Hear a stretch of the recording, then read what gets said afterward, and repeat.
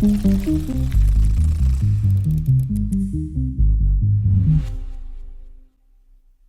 finally time to start building our winning store.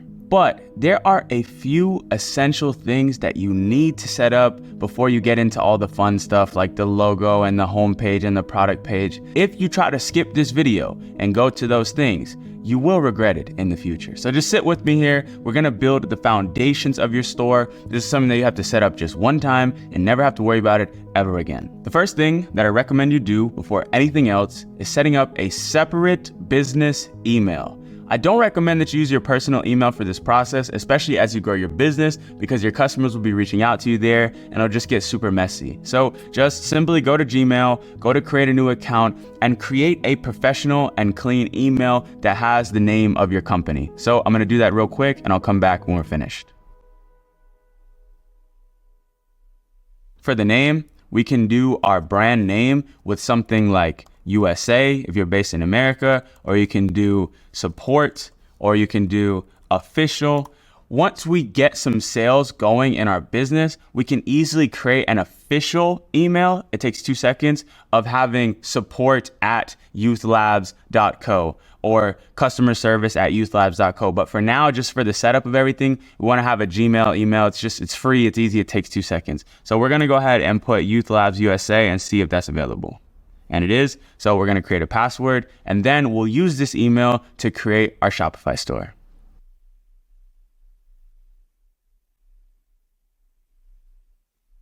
Okay, so now we have our very own Gmail account for this business. And you should be excited because this is the first step in you actually launching a legitimate company. But now we can use this email to build our first Shopify store. So here at Educate, we have partnered with Shopify to give you guys a huge discount on the first couple months of starting your store. So if you go to the resources section in this program, you'll be able to get access to that. And once you get to that link, I want you to go and plug in the email that you just created so we can start building our store together.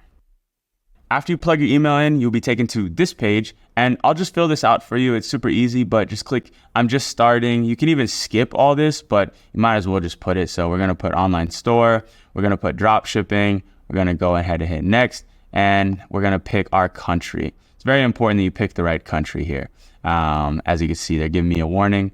And then we wanna go ahead and set up our Shopify account. So we're gonna sign up with that email that we just created, and we're gonna pick a password for this store.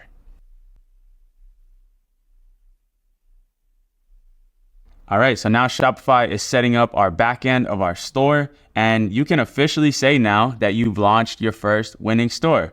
But sadly, there's so much more to do and you're just getting started, but I'm gonna be right here with you and we're gonna get everything done together. And if you're paying attention, you can probably do everything today. So don't put it off for tomorrow. Just stick with me and try to follow along and keep up with my pace. And by the end of the day, you should have a store that is ready to launch. So this is your Shopify dashboard. And on here is where we can import our products. This is where you're gonna see all those sales. This is where you're gonna have access to all your customers. And this is where you can actually jump in and begin to customize your store, which I know you're super excited to do, but we're not there yet. There's still a couple settings and things we need to set up on the back end to make sure that we can accept payments, to make sure our customers can actually receive our products, and make sure we don't have any issues with Facebook or taxes down the line. And it's super easy. I've done it 1,000 times. So let's start walking through those things right now.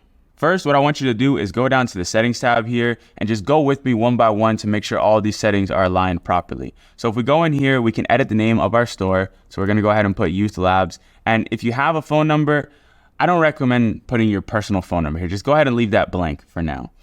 Make sure you put your actual time zone because this is the time zone that all your sales are gonna be calculated in. Just make sure you have that and then we'll click save. Next, I need you to go and set up your Shopify plan. Now, you might be thinking you want to just keep it on a free trial, but in 3 days, it's going to be over anyways. And I know you want to run your business for longer than 3 days. So it's super cheap. It's $1 for the first 3 months. Just take a second to set it up. That's what's going to unlock all the features that you need to actually run your business. Next, we're going to go to the users tab. This is where you can add and put people on to running your store with you. Let's say you're running this store with a partner or your significant other or one of your friends. You could just go on here and click add staff. You can put their email and y'all can work on the business together. The next tab is the payments tab, and this one is super important. If you don't set this up, you will not be able to accept payments from your customers. So once you're on this payments tab, you want to click on activate Shopify payments, and it's going to ask you for all your personal information. Make sure you fill this out and make sure you fill it out accurately. A quick side note, there are different laws for different countries in the world. I'm somebody who lives in the US, so for me to set up a Shopify payments account is pretty easy. But for some of my friends, people that are watching this video that live in a different country, it might be a little more challenging for you to set up a Shopify payments account. But thankfully, there are a variety of other processors out there on the internet. You just have to go and do the research yourself, because I literally can't make a video for all the countries in the world how to set up their payments. But for most people in the major countries of the world, you can use Shopify payments. That's the standard provider for almost every Shopify store in the world. So pick your country, fill out this information, and once I do that, I'm going to come right back.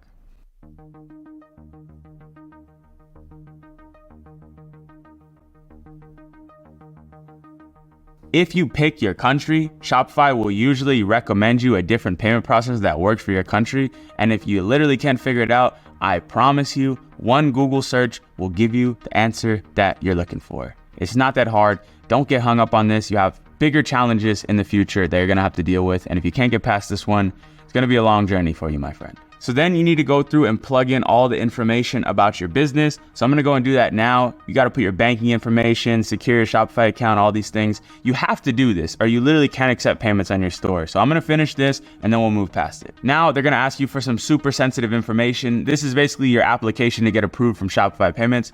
They pretty much approve everybody. But once you click on this submit details thing, they're going to ask which type of business you own. And this might scare you because you don't have a real corporation yet or anything like that. Once you're first getting started out, you can just simply put individual or sole proprietor, and all they're going to ask you for is your social security number or whatever that identification is in your specific country, and you'll be good to go. But for me, I have an LLC, so I'm going to use that information, and eventually down the line, you'll set up one for yourself as well. But let me fill this out real quick, and then I'll let you know when it's all done.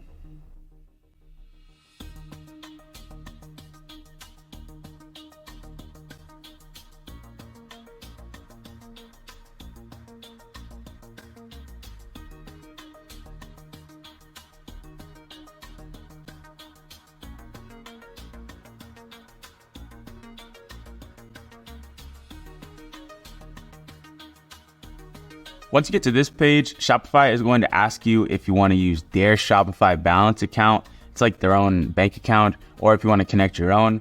Honestly, the choice is yours. I say if you don't have an official business bank account set up, I recommend you use the Shopify balance account for now until you get the official bank account, because using your personal bank account to run a business can get super messy and you get your money faster with a Shopify balance account. So I recommend using this one. But if you have your own business account, definitely connect that one. That's what I'm going to do. But if you guys are just getting started, use the Shopify balance account. So now our payments are completely set up and we can start collecting money from our customers. I did the Shopify payments and I also took a second to set up PayPal because we are a brand that people have never heard of. And a lot of times people feel much more comfortable using PayPal on sites like this. So you just click manage, you click setup, it takes a couple seconds and you're good to go. So before you move on, make sure you have Shopify payments or whatever processor works in your country and PayPal ready to go. And if you can't find a processor, you can always just use PayPal. That's fine, but I really recommend you have both of them.